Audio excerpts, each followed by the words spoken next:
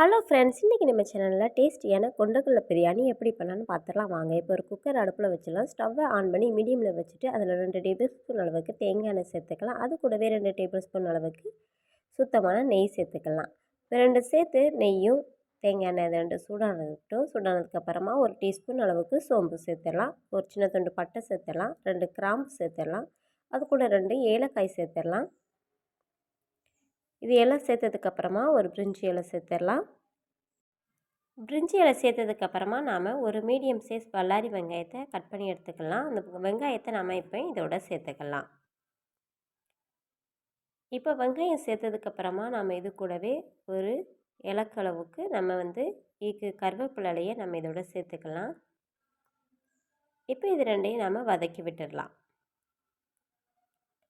இந்த கொண்டக்கடலை பிரியாணி ரொம்பவே டேஸ்டியாக இருக்கும். குழந்தைங்க சிலர் கொண்டக்கடலை குழம்பு சாப்பிட மாட்டாங்க. அப்படி சாப்பிடாத பிள்ளைங்களுக்கு நம்ம இப்படி ரைஸாக வச்சு கொடுக்கலாம், விரும்பி சாப்பிடுவாங்க. இப்போது ஒரு 2 டேபிள் ஸ்பூன் அளவுக்கு இஞ்சி பூண்டு பேஸ்ட்டு நம்ம சேர்த்துடலாம். சேர்த்துட்டு இது நல்லா வதக்கி விட்டுடலாம். இஞ்சி பூண்டோட பச்சை வாசனை எல்லாமே போகணும்.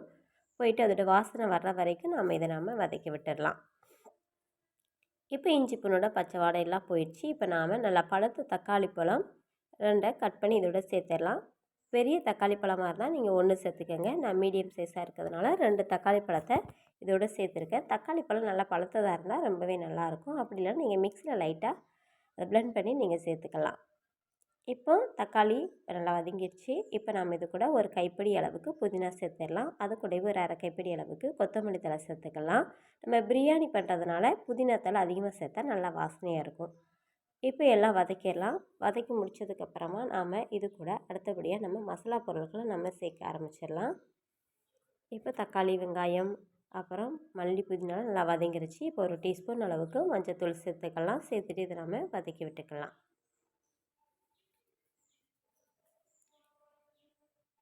இப்போ வதக்கியாச்சு. இப்போ இது கூடவே நாம் ஒரு 1/2 டீஸ்பூன் அளவுக்கு கரம் மசாலா நம்ம இது கூட சேர்த்த போகிறோம்.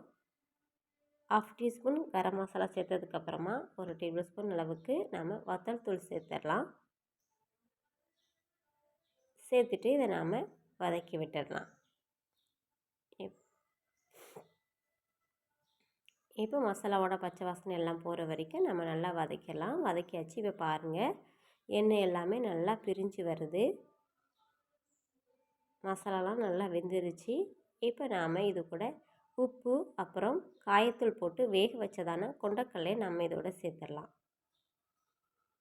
சேர்த்துட்டு இதை நம்ம நான் 2 கைப்பிடி அளவுக்கு நான் கொண்டக்கடலை சேர்த்துருக்கேன்.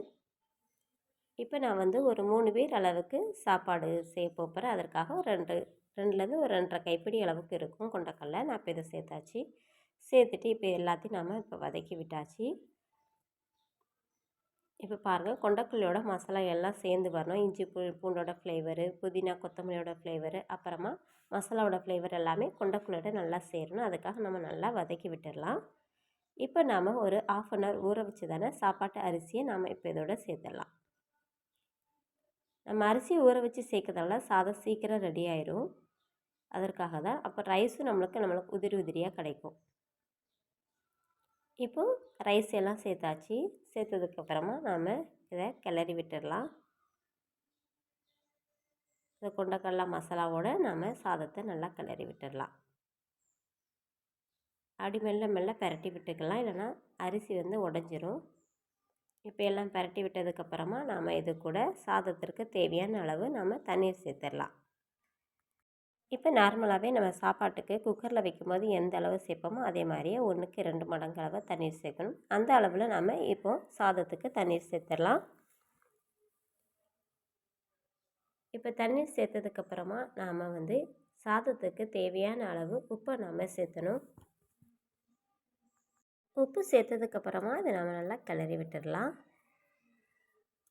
இப்போ கிளறி விட்டதுக்கப்புறமா இப்போ நம்ம கடைசியாக இது கூட கொத்தமல்லி தழை, அப்புறம் புதினா தழை இதை சேர்த்துக்கலாம். கடைசியாக சேர்த்துட்டு அது கூடவே ஒரு லெமனில் ஒரு 1/4 லெமன் எடுத்து அதை கட் பண்ணி அதோட ஜூஸையும் நம்ம இதோட சேர்த்துக்கலாம். சேர்த்துட்டு இதை கிளறி விட்டுட்டு லைட்டாக ஒரு சின்ன கொதி வரட்டும்.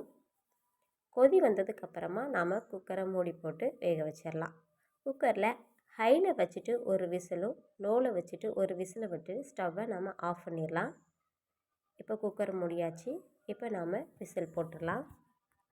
விசில் போட்டு நம்மளுக்கு 2 விசில் வந்ததுக்கப்புறமா ஓப்பன் பண்ணி பார்த்துடலாம். இந்த பாருங்கள், நம்மளோட டேஸ்டியான கொண்டக்கடலை பிரியாணி நம்மளுக்கு தயாராகிட்டு. இது கொண்டக்கடலை மசாலா சாதம்னு சொல்லலாம், கொண்டக்கடலை சாதம்னு சொல்லலாம். இது லஞ்ச் பாக்ஸுக்கு ரொம்ப ஹெல்த்தியாக இருக்கும். பிள்ளைங்களும் விரும்பி சாப்பிடுவாங்க.